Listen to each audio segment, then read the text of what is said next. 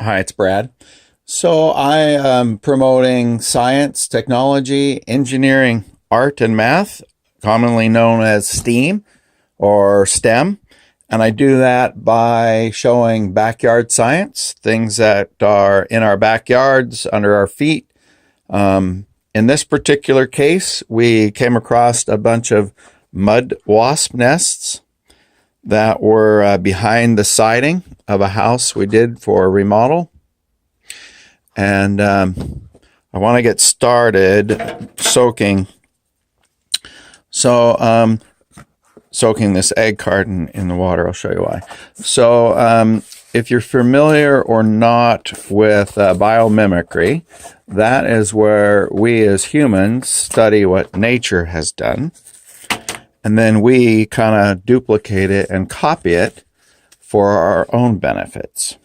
So if you look closely at the fibers of the egg carton, it's ground up recycled paper and cardboard. We've added water and some kind of adhesive, but I'm going to soak it in this little water bath. And then we're going to get back to it in a minute. So this is one of the wasps' nest where they laid their eggs. And if you look closely, you can see there's several different colors. And that is because in this case right here where the mud is dark, the wasp flew out and found darker mud than the lighter part.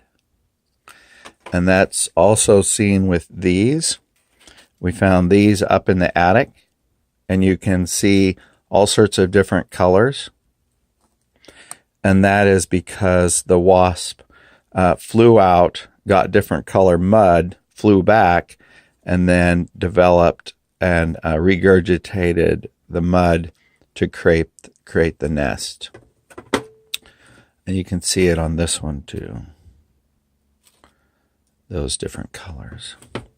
So this particular one has been in the water for about 10 minutes.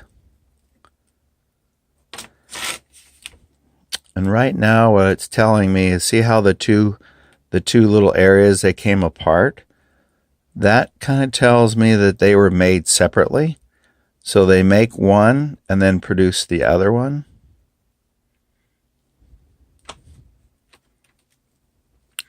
And it's just basically dissolving back into mud. And there is what was going to be what was going to be a wasp, but not now. So he developed inside the cocoon and then was not able to get out, or he died after maturing. And actually, there looks like there might have been two there. So he never got out, or three. No, just more body parts. So this particular one we found up in the eaves, and this particular mud wasp made his nest on a yellow jacket's nest. He must have found it convenient, or a good spot to start his project. So the mud wasps have been engineering, reusing mud. And this is kind of, if you look close, see the fibers? That's our way of kind of copying the mud wasp. I'll show you. If you can see the little bit of ribbing, each one of those ribs that comes around like that. Let's see, add a little bit of water might make it. No, it didn't work. You know, each one of those ribs coming around is where the mud wasp kind of acted like a 3D printer and went back and forth with more mud, regurgitating it and developing the cocoon for laying eggs. So look at this one again. This one you can see the ribs a little bit better. You can actually see the pattern that they were regurgitating the mud they got from somewhere around my house. And that's kind of, if you don't know 3D printing, study up on that. That's not new, but it's going to be kind of the wave of the future. So there's a couple of them in each one. Or another bug has used it for laying their own babies. See, there's like 3 there.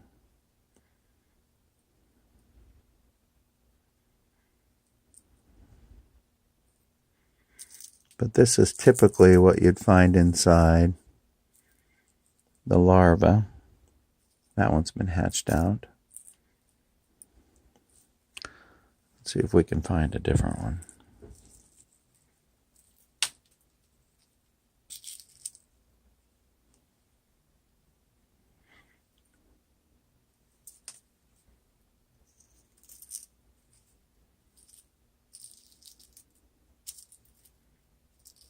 I don't like to come out very well.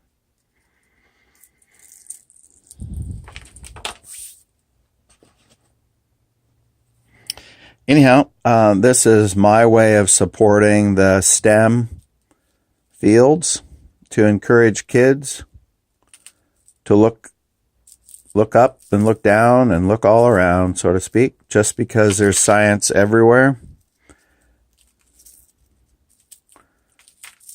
not just in the books.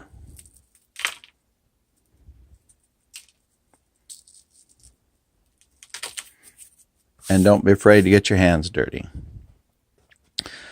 So,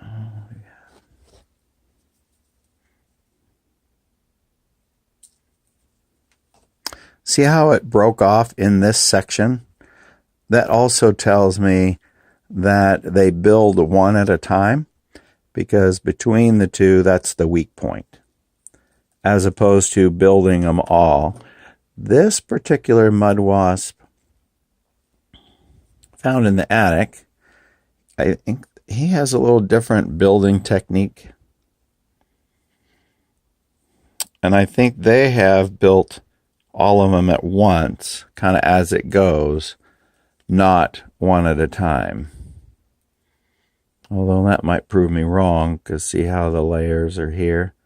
And it looks like, yeah, not sure. Anyhow, please enjoy, please subscribe if you want to learn more about backyard science. Thank you. Bye.